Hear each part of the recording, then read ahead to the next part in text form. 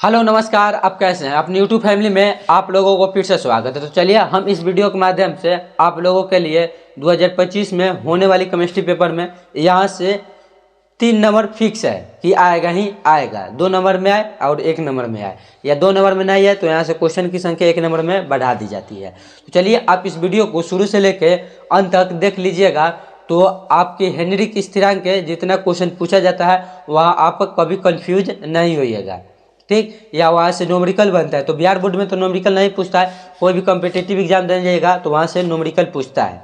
तो हम इस वीडियो के माध्यम से पूरा क्लियर कर देंगे। तो चलिए हम लोग बिना टाइम गवाए हुए इस वीडियो को स्टार्ट करते हैं, और आप इस वीडियो को शुरू से लेकर अंत तक बने रहिएगा। पहला क्या है, हेनरिक का नियम। हेनरी का नियम, ठीक। हेनरी का नियम, तो हेनरी का नियम का पहले हम लोग इसका इक्वेशन को देखेंगे। तो इक्वेशन याद कीजिएगा, एम समानुपाती पी। क्या, एम समानुपाती पी क्या किसका है। देखिए वो ऑब्जेक्टिव में ऐसे भी पूछ सकता है कि हेनरी का नियम का इक्वेशन क्या होता है, ये भी पूछ सकता है। तो ऑप्शन में ये दे रहेगा, तो यह जहाँ देगा इसको याद रखिएगा, हेनरी हेनरी हेने। तो तुमको हेने कौन बुलाएगा, मम्मी या पापा ने बुलाएगा, और तो दुनिया में किसी से कोई करो मतलब है नहीं, मम्मी पापा बुलाएगा कि हेने आओ। तो एम समानुपाती पी किसका समीकरण है, तो हेनरी का समीकरण है, यह याद करिएगा, ये इसे रिलेटेड कर कर याद रखिएगा, ठीक। तो उसके बाद एम समानुपाती पी जो है, इसको हम लोग परिभाषा में कैसे लिखेंगे इसको में देखते हैं। तो परिभाषा में लिखिएगा, स्थिर ताप पर किसी दाब पर, क्या, स्थिर ताप पर किसी द्रव में गैस की विलयता, स्थिर ताप पर किसी द्रव में गैस की विलयता दाब के सीधा समानुपाती होती है। क्या, दाब के सीधा समानुपाती होती है। याद हुआ ना, एक बार फिर से बोलिएगा, स्थिर ताप में किसी द्रव में गैस की विलयता, स्थिर ताप में किसी द्रव में गैस की विलयता के दाब के सीधा समानुपाती होती है। ये परिभाषा ये 2 नंबर में आता है, ये आप अपनी नोटबुक में लिख लीजिए। तो ये हो गया इसका हो गया परिभाषा। इसका इक्वेशन क्या हो गया, एम समानुपाती पी।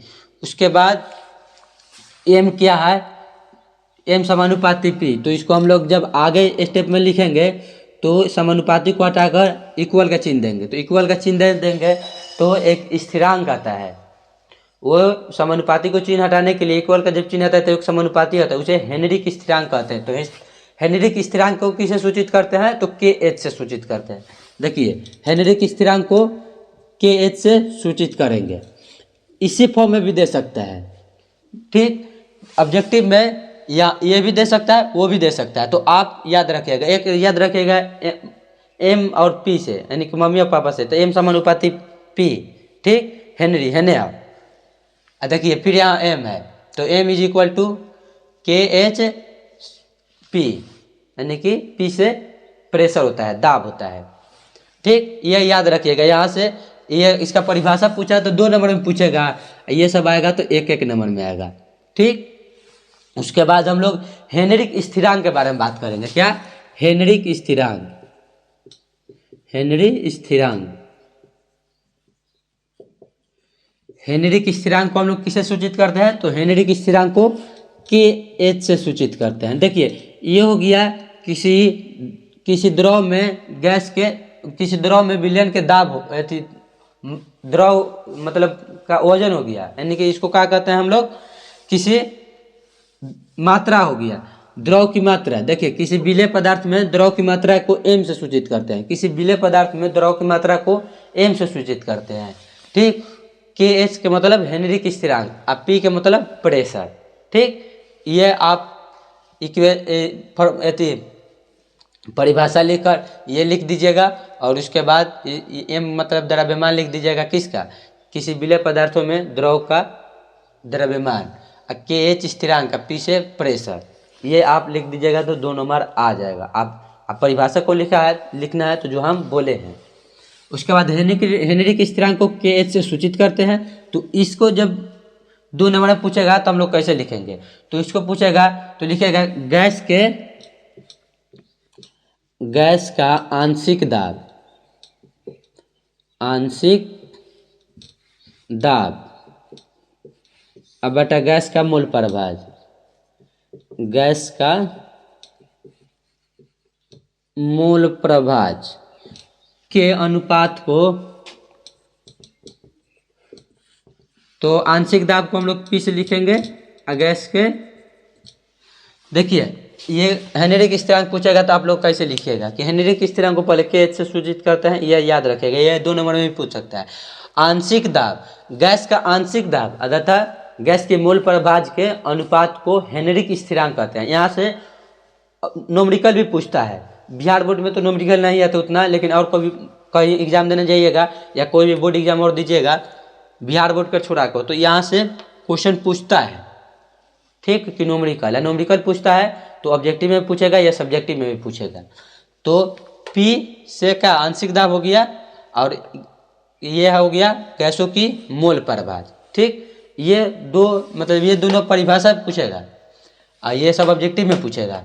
और इसको बाद ये भी पूछेगा कि अब ये भी लिखने वाला में पूछ सकता है कि हेनरिक स्थिरांक का उपयोग कहाँ कहाँ किया जाता है, हेनरिक स्थिरांक जो नियम दिए थे वो कहाँ कहाँ प्रयोग किया जाता है, ये ऑब्जेक्टिव में पूछ सकता है। तो देखिए वो क्या पूछेगा, तो उसका अनुप्रयोग पूछेगा, हेनरिक स्थिरांक का अनुप्रयोग, हेनरिक का अनुप्रयोग, अनुप्रयोग। तो प्रयोग में ये 2 नंबर में भी पूछ सकता है, ऑब्जेक्टिव में पूछेगा। तो ये इसका प्रयोग क्या होता है कि गोताखोर का मतलब समझते हैं, गोताखोर का मतलब क्या होता है, जो पानी के अंदर काम करता है, जो पानी के अंदर व्यक्ति काम करता है वो गोताखोर होता है। तो गोताखोर के मतलब कि तो जब गोताखोर अंदर जाता है तो उसके पीठ पे सिलेंडर बना होता है, तो सिलेंडर में गैस भरने के लिए हेनरी का नियम का प्रयोग किया जाता है, ये आप भी ध्यान रखिएगा। तो हेनरी का स्थिरांक किसका अंदर किया जाता है, तो गोताखोर के पीठ पर सिलेंडर आता है, तो उसमें जो गैस भरा होता है गैस भरने में इसका प्रयोग किया जाता है, ठीक। तो गोताखोर के सिलेंडर में कौन गैस कितना मात्रा में होता है ये आप ध्यान रखिए, ये कॉम्पिटिटिव एग्जाम में पूछेगा, एकदम फिक्स है कि यहाँ से एगो क्वेश्चन यदि आया है तो इसी प्रकार में से आता है कि ऑक्सीजन का मात्रा कितना था, हीलियम का मात्रा कितना था, ये सब पूछता है प्रतिशत में, या बिहार बोर्ड में पूछेगा। तो इसको भी देख लीजिए 11.7 ये ऑक्सीजन होता है, इसमें 11.7 गोताखोर के सिलेंडर में हीलियम होता है, ठीक, हीलियम होता है 32 पॉइंट लिख लीजिए, साफ साफ लिख लीजिए हीलियम। उसके बाद 32.1 लगभग में है, 32.1 जो होता है ये ऑक्सीजन होता है, इसमें ऑक्सीजन होता है, हीलियम होता है, ऑक्सीजन होता है, ठीक। उसके बाद अदर गैस भी होता है, तो अदर गैस में कितना होता है, तो ये सब जोड़कर तो अदर गैस में बचेगा कितना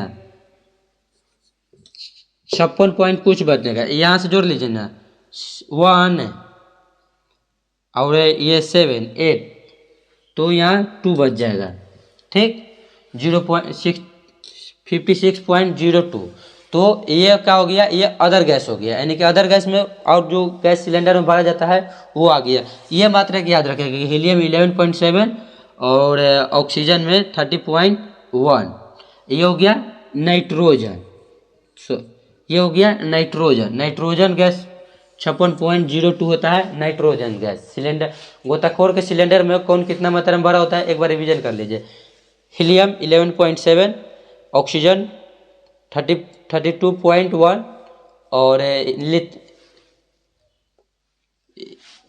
उसके बाद ये 60.2 नाइट्रोजन, ठीक, 56.2। ये बहुत VVI यहाँ से क्वेश्चन पूछा जाता है, ठीक। उसके बाद देखिए, उसके बाद इसका प्रयोग हम लोग करते हैं कहाँ, तो इसका प्रयोग हम लोग करते हैं ठंडा के नाम सुने, कोको कोला, ये सब ठंडा जो है ना, इसमें ऑक्सीजन यानी कि इसमें जो प्रेशर होता है ना, इसमें प्रेशर जो होता है, देखिए जब हम लोग सील तुड़िएगा ना, स्लाइस करते सील आवाज़ आता है ना, तो उसमें प्रेशर से गैस भरा होता है। वो गैस क्यों भरा होता है, क्योंकि वो तो ठंडा बहुत दिन का हो जाता है तो ताकि वो ख़राब ना ही होके, तो वो हेनरी के नियम का प्रयोग कर कर ही उसमें गैस भरा जाता है। ठीक, उसके बाद रक्त, और गैस कौन रक्त होता है, तो O2 गैस का कम, O2 का दाब वो गैस होता है जो कभी खराब नहीं होने देता है। उसके बाद वो इसका प्रयोग रक्त को घुलने में किया जाता है। क्या, रक्त को कम घुलित करने में। ऑक्सीजन का प्रयोग रक्त को कम घुलित करने में हेनरी के नियम के ही द्वारा ऑक्सीजन, जो बाहर में रक्त होता है ना, जो हम लोग पाउच में रक्त देखते हैं, कोई व्यक्ति को चढ़ाने के लिए आता है तो वो रक्त आता है, तो इसमें ऑक्सीजन की मात्राएं होती है। किसके नियम का प्रयोग करके डाला जाता है, तो हेनरी का ही नियम प्रयोग करके डाला जाता है। ठीक, तो चलिए इस वीडियो में इतना ही। हमें पूरा उम्मीद है कि ये वीडियो आपको अच्छी तरह समझ में आ गया होगा। यदि ये वीडियो आपको अच्छी तरह समझ में आ गया तो अपने दोस्तों के पास शेयर करें। और ये आपके एग्ज़ाम के बस, आज जो हो गया 12 तारीख, तो आपके एग्ज़ाम में बस केवल 18 दिन ही रह गया है। तो इस 18 दिन में कल एक भाई से मुलाकात हुई थी, तो वो बोले कि रिवीजन करें, हमको कुछ आइए नहीं रहा है कि 2 साल में हम क्या पढ़े। तो इसके बारे में हम एक वीडियो बेहतरीन लेके आ रहे हैं। तो चलिए पूरी वीडियो देखने के लिए धन्यवाद।